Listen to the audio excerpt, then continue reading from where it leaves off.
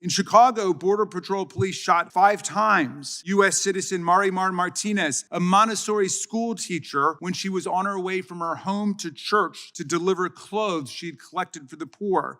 Jamie Raskin doesn't start with procedure. He starts with names. Renee Good, shot dead by ICE. Alex Prey, executed with 10 bullets. Mari Martinez, shot 5 times on her way to church. Aaliyah Rahman, autistic and dragged from her car. This isn't theory, it's a body count. In the month since masked federal agents killed American citizens for exercising constitutional rights, the majority has called 0 administration witnesses. Our colleagues want to have a hearing today about the First Amendment under attack, so let's have it. Our freedom of speech, our freedom of assembly, our right to petition government for a redress of grievances, our right to a free press are all under siege today by President Trump and his masked agents at ICE, who operate like a lawless private paramilitary force occupying American communities across the country. In the last several weeks, ICE agents have killed Renee Good, a U.S. citizen and 37-year-old mother of 3, gunning her down in cold blood simply for exercising her First Amendment rights. They've killed Alex Prey, a U.S. citizen and ICU nurse treating military veterans for exercising his right to record government officials in action and to speak to and render aid and comfort to another U.S. citizen, a woman who was violently shoved to the ground by an ICE agent. This small act of kindness, solidarity, and dare I say chivalry then brought the hellfire of a gang of masked ICE agents down on Alex Prey.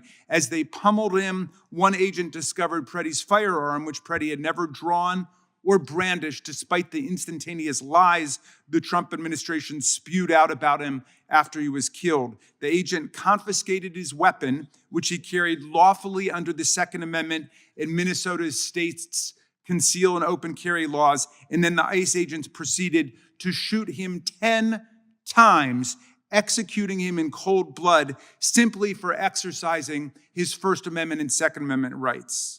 In Chicago, Border Patrol police shot 5 times U.S. citizen Mari Martinez, a Montessori school teacher, when she was on her way from her home to church to deliver clothes she'd collected for the poor.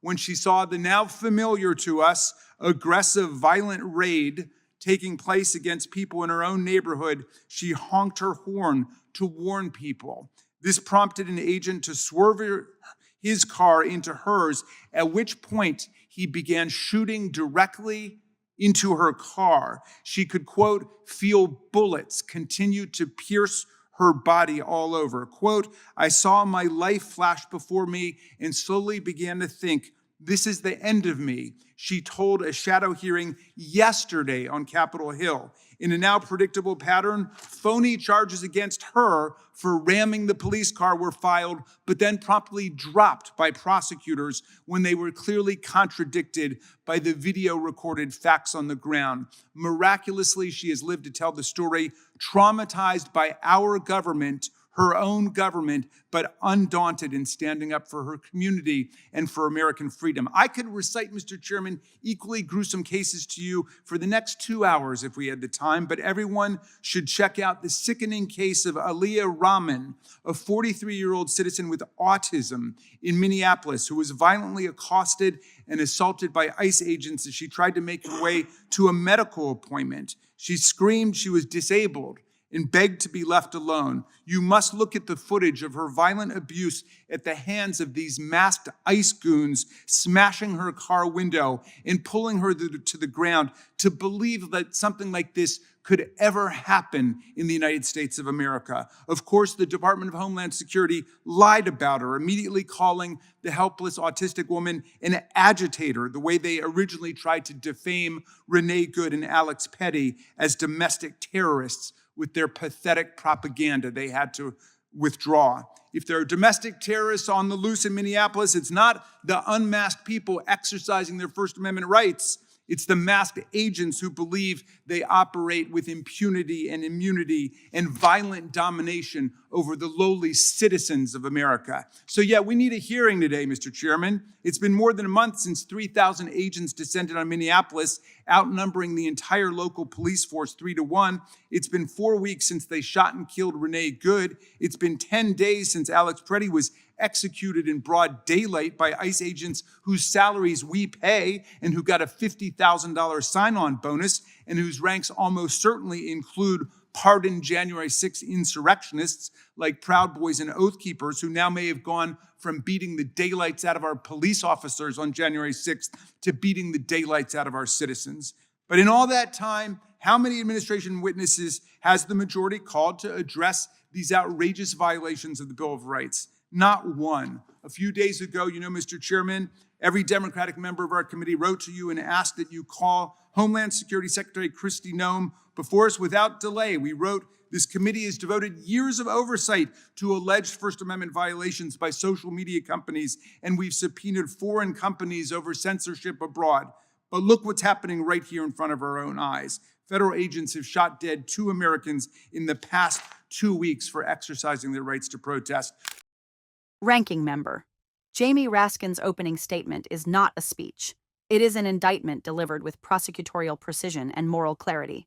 His words are deliberate, evidence-based, and devastating, documenting a pattern of state violence against American citizens exercising constitutional rights, while the committee majority, ostensibly concerned with First Amendment protections, refuses to call a single administration witness to account for it.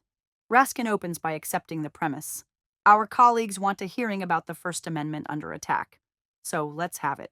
But he immediately reframes the discussion away from abstract debates about social media and toward the concrete reality of federal agents killing Americans for protesting, recording government action, and honking car horns.